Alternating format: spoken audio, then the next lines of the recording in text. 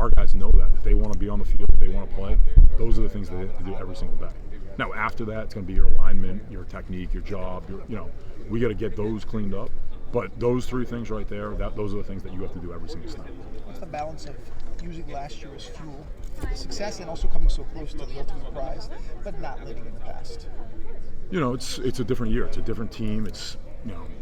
There's different people on the coaching staff. There's different people in the locker room. It's completely different from last year. And the number one thing is 2 years ago when we were in this spot, we were showing clips of former schools. Hey, here's an end of game situation. Hey, here's a third and short situation. Here's a backed up coming out situation. Now it's real clips from last year. It's backed up in the national title. It's a fourth down situation. It's a red zone situation. It's Ole Miss 2-minute drill to end the game. And now it's them seeing themselves physically, or they're Miami on the field, their jersey numbers. So now it's a little bit more real because this is something that we've done. And some games last year we came out and we did it really well and we executed. Some games last year we didn't execute in those moments, and we got to get better and we got to improve those situations.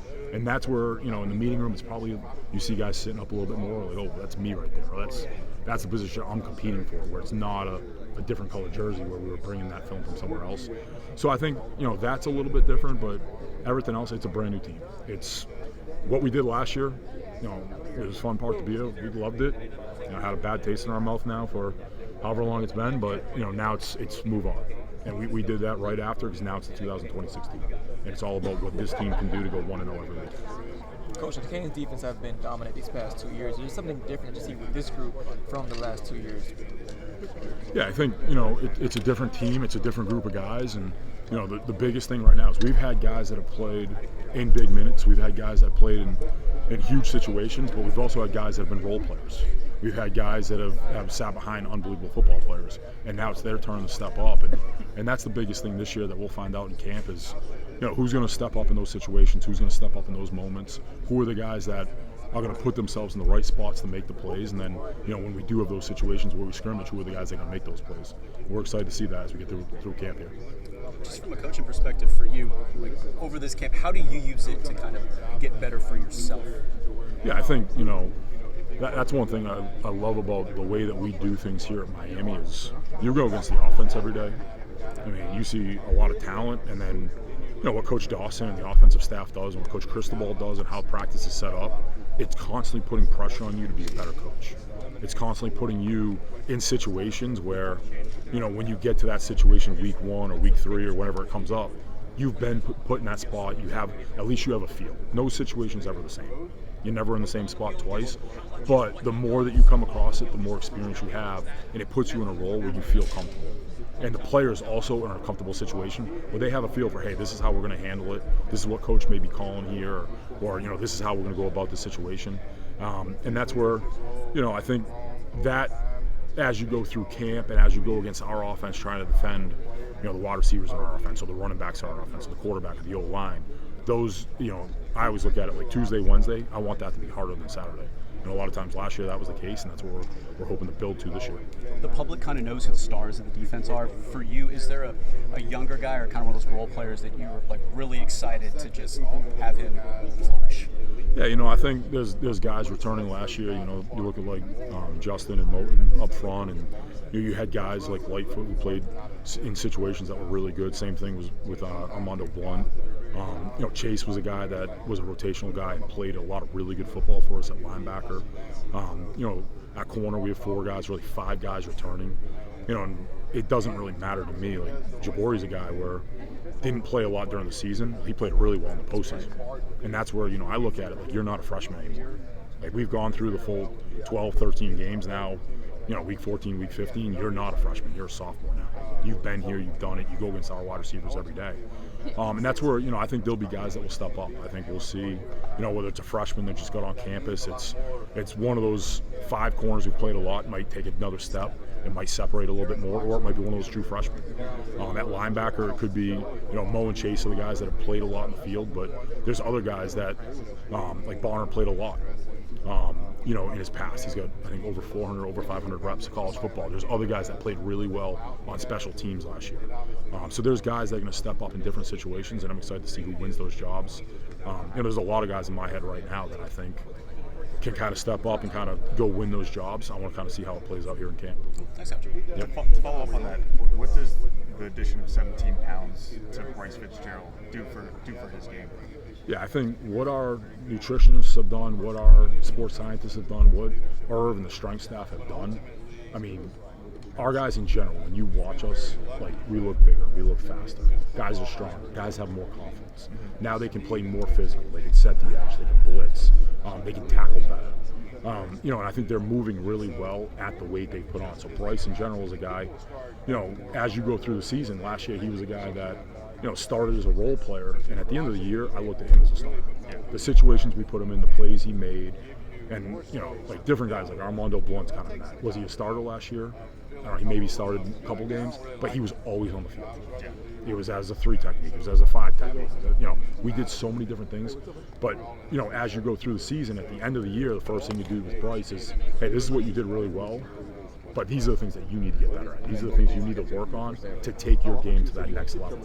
And, that's one of the things, that's why he put on that weight. He's addressed some of those, and I'm excited to see how fast he plays with pads now. With that extra weight. When you came in your first year, you're trying to establish the defense and install it. So how much of a benefit now is that things are rolling? People kind of know what you're expecting.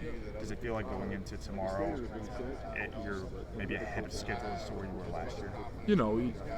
We start, the thing we always talk about, and like our first meeting will be beginner's mentality.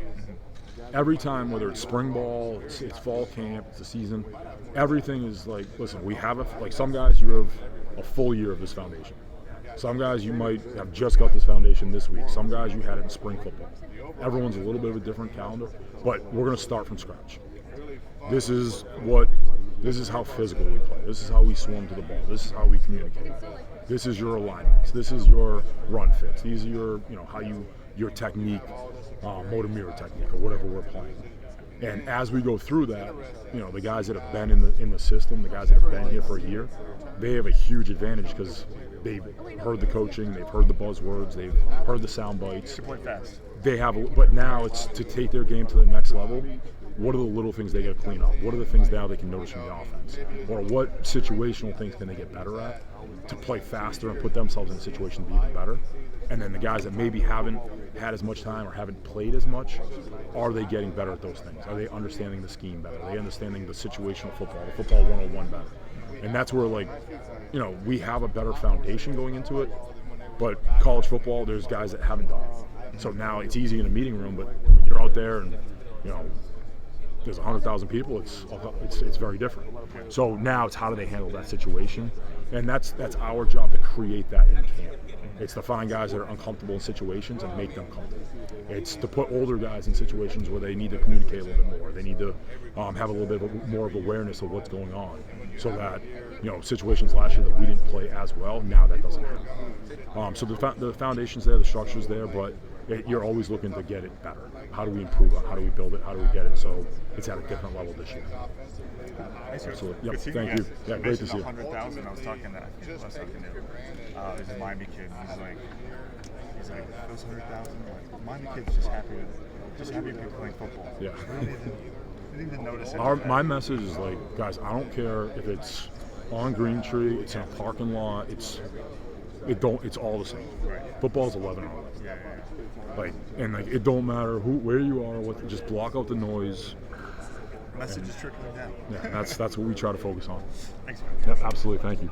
Hey, Coach. Nice to meet you. Gio, nice to meet you. We're here with defensive coordinator Corey Hetherman. Coach, obviously last year was a big one for you and for the team. The jump and the progression of the defense. The defense made significant strides from the previous year to last year. That's all in the rearview mirror now. We're in a new year. I know all the expectations that everyone has from Miami now. You're always expected to win that, especially after last year. It's almost that proverbial target on the back. How do you keep your defense grounded on the task? Yeah, everything for us is the process and how we go about it. It's not about the result. It's not about certain things down the road. It's about, what is our identity on defense? How do we play? What are the things that we got to do on a day-to-day basis to get better?